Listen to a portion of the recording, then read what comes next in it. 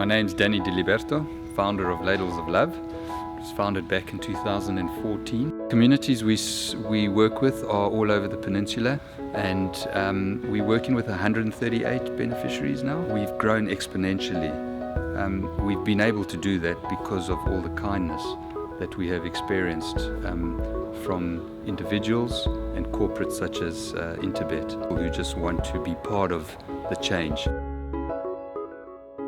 The seventh race on the program is an apprentice handicap for the girls, fillies and mares, a 68 level, 1200 meters, 10 past 4. That's what the time is, 10 past 4. And I think it's Raheel Radhakrishna and Dees Dynant that'll be your hosts on Monday. Is that correct, Dees? You're working Monday? Yes, I am. Yes, okay. I will not be at the races on Monday, but I certainly will be hanging on your and Raheel's every word and hoping to enjoy a day's racing. The seventh race. Let's talk about each runner then, as we have been doing with the apprentice handicaps. Gary Rich, Hollywood Syndicate, they've got a couple of runners today, and runners that have got chances. This mare is returning from a bit of a rest. Good draw. Would you be surprised if she won again? Not at all. And I'm glad you mentioned the draw, because last time out she did it the hard way. So 10 out of 12. She got there, she ran all the way to the line. She's going to have it easy this time round. And I think the instructions will be simple. Positive right call, and hopefully she runs for you. Winter Journey for the Badenhorst Kennedy team, for the Abraham family and Gary Lenton. Since winning the maiden, 2 okay efforts. Can she build on those okay efforts? I think I'll give her a trifecta quartet chance. I prefer others for the win. Capriccio ran 6 to Amarandi, so, but came from a hopeless position. But again, another mare that's making us wait for her next win. Trifecta quartet chance doesn't get my vote in the last pick 3. Lady Macbeth, interesting runner for me.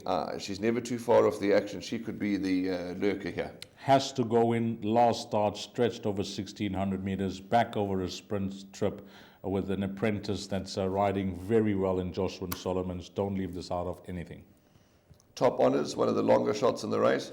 Yeah, if you judge on a run behind Kylie's face, you can make a strong case for her with the claim 4, goes into my pick 3 and the last double. Spirit of Dasher, number 6, has got fair overall form. Last time you ignore that effort, valid excuses, and we just was talking about the stable coming good. Yeah, the stable's in form, the apprentice has done well throughout the season. If I'm going to do a process of elimination and try and minimize my perm for the last pick 3, which began in race number 6, I'll leave this one out.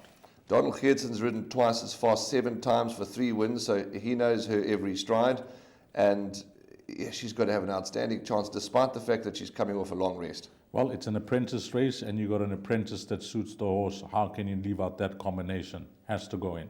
Kingsmead's Crystal, Gareth van Zyl. What happened last time? Just we often talk about change of scenery, change of routine, change of everything. A change is as good as a holiday, Dees. This horse was with Alison Wright. They're outstanding trainers. Gareth van Zyl's outstanding trainer. We've got so many outstanding trainers in this country, never mind in the province.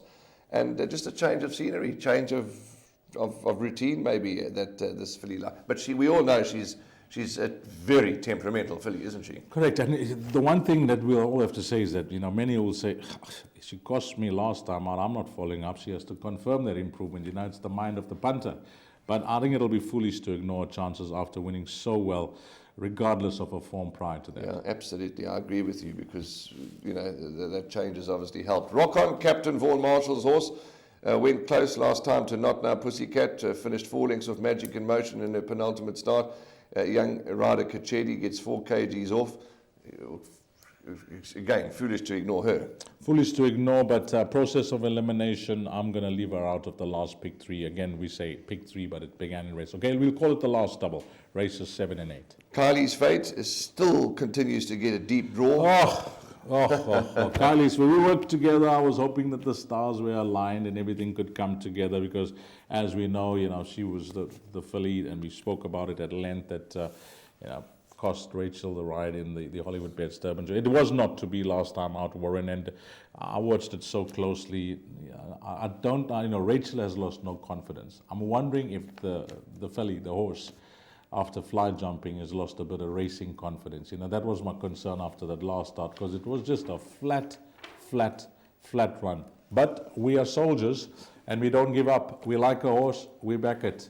It doesn't arrive, we follow up. I'm going to follow up. One more chance. Let's see how she goes from the wide draw. Because if there is a horse that's certainly loaded with ability amongst the opposition that she takes on, especially on the surface, it has to be Kylie's Fate. Yeah, I'm not going to turn my back on her either. That I can tell you. The 8th and final race is up next. See you just now.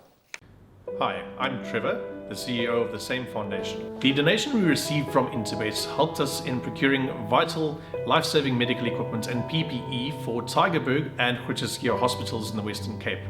This was while the Western Cape was the epicenter of the pandemic. If you would like to get in touch or assist us in these projects, you can get hold of us on our website, which is www.samefoundation.org.za, Facebook and Instagram or LinkedIn.